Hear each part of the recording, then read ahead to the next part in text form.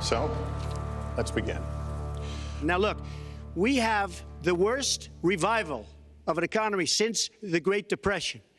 And believe me, we're in a bubble right now. Something that debaters learn pretty early on is Aristotle's three major principles of persuasion and rhetoric. Those are ethos, pathos, and logos.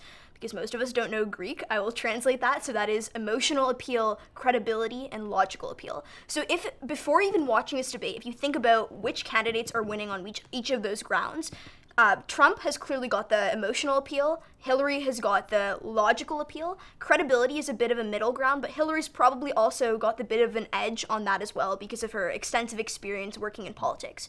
So that means that Donald Trump has two strategies he can take. One, he can really play up the emotional appeal to overwhelm Hillary Clinton and to really come across as being super emotional and passionate. Or he can try to take away some of her credibility ground and win on two of the pillars. So in this debate and in this clip, we see that Donald Trump is trying to take away some of the credibility ground from her.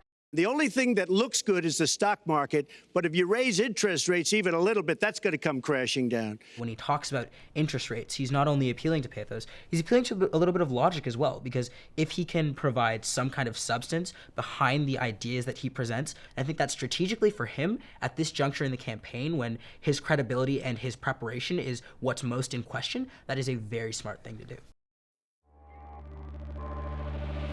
You called it the gold standard of trade deals. You said it's what? the finest deal you've ever seen. No. And then you heard what I said about it, and all of a sudden you were against it. Donald Trump kind of got in this dream POI, so basically a dream question of sorts on trade. And if we could actually take a look at it, you can really see how he ended up trapping Hillary Clinton between either alienating her own voter base or alienating the potential voters on the TPP. I concluded it wasn't. I wrote about that. So is it President Obama's fault? Is it President Obama's fault? Even announced. Look, there Secretary, is it President Obama's fault? There are because he's pushing it. So I think there's at least two kinds of POIs. One is when you're trying to get in a statement or some kind of fact and kind of make the other speaker look a little bit silly, kind of say, well, you're stuck here. This is a fact. You misspoke. You made a mistake. But the other scenario is kind of what you saw here, and so I think it was dubbed a trap POI or a double bind, is basically when you make the person there take a choice. They have to take a stand on one issue or another, and either way, they're going to end up costing themselves something. Wit is really important because it's not just slapstick comedy. It's beyond entertainment. It actually serves a strategic value. Secretary Clinton. I have a feeling that by the end of this evening, I'm going to be blamed for everything that's ever happened. Why not? Why not? Yeah, why not? I thought throughout the debate, Hillary Clinton made really good use of wit as a tool to win over the audience and as a tool to improve her performance in the debate. So there's an instance in the debate where she makes a comment about Donald Trump potentially not having paid federal income tax. We're a serious debtor nation, and we have a country that needs new roads, new tunnels, new bridges, new airports, new schools, new hospitals. And we don't have the money because it's been squandered on so many of your ideas. Let you And respond, maybe and we'll move to our because next. you haven't paid any federal income tax for a lot of years. And It's obviously not a real response. Obviously, the debt in the United States is way more than that, but it does do a few things for her. First of all, it gets all of the pressure off of her. Donald Trump's a very aggressive person. He's the strong man in this election, and he's putting pressure on her throughout the entire debate. And if she's able to say something clever like that, it just stops dead in its tracks. And now she has the tempo, she has the advantage, and everyone's hooked on what she's going to say next. Yeah, and that's what we talk about too, is that humor can be disarming because it's consumed almost subconsciously how you feel in the moment when perhaps that message was delivered, but had it been delivered verbatim, Donald does not have these qualities, you would have felt like it was, too obvious. It works wonders to just be able to fire off a good joke because you look casual, you look relaxed, you look confident, and you look smart in a less intellectual kind of way. We have to get NATO to go into the Middle East with us, in addition to surrounding nations, and we have to knock the hell out of ISIS, and we have to do it fast. The way he varies his vernacular in order to speak to different people of different educational backgrounds is strategically, I think, a very smart move on his part.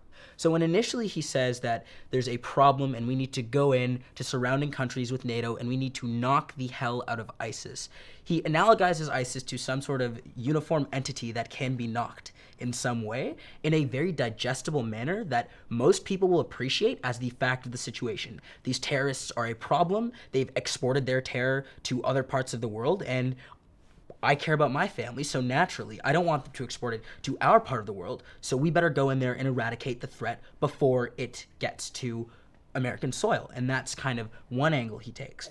When ISIS formed in this vacuum created by Barack Obama and Secretary Clinton, and believe me, you were the ones that took out the troops. But then later on, when he talks about the kind of power vacuum that was established by the current establishment when they went into Iraq, when they started the Iraq War, he's appealing to logos here, referring back to what Dasha was saying, and really specifically to the people who have some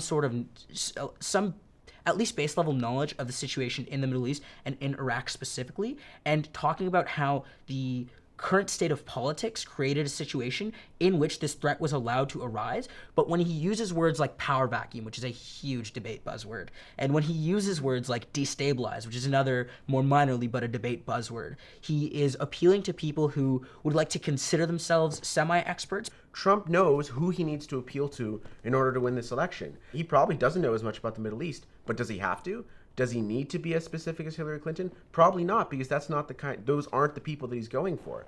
And so I think what really determines whether or not he wins the debate or whether Hillary wins the debate is not whether CNN decided that what he said was factually accurate or whether the Georgetown professor says it's a good idea, but it's about whether he gets a postcard from someone that he's been trying to win over saying, you were awesome in that debate. You made it, you broke it down for me, you told me what we need to do to make America great again. I'm going to disagree with you guys. I think that foreign relations is one thing that people want somebody who knows what they're talking about, and they're willing to defer to an expert who might not be colloquial, might not be saying things that they necessarily understand what's going on. So Hillary Clinton, throughout the debate, she makes specific references to her experience. She says, I've killed bin Laden, I've been to 112 countries. So when, in comparison to that, Donald Trump is like, let's knock the hell out of ISIS, that just seems like he has no idea what he's talking about. So there are areas where I think people want to see someone that they can relate to personally, who seems like he's a man of the people, but I don't think that foreign relations is one of them, because everybody wants a safe country, everybody wants America to be great again. I think Donald just criticized me for preparing for this debate. And yes, I did. And you know what else I prepared for? I prepared to be president. And I think that's a good thing. Trump talked about how he didn't prepare for this debate. He intentionally did not prepare for this debate, and this could be for a host of reasons. A lot of people think, and I think that this is a serious argument, it was in part, at least, to manage expectations.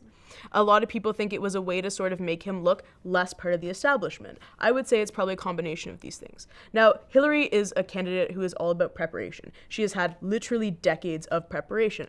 Trump is billing himself as the change candidate, but his success is really contingent upon selling that as a positive change. And when he looks like he doesn't know what he's doing, and he's trying to become the person who has like the nuclear controls in his hands, that doesn't look like a positive change, and people end up deciding to play it safe. So I think her strategy and her preparation ended up being her biggest success in this night.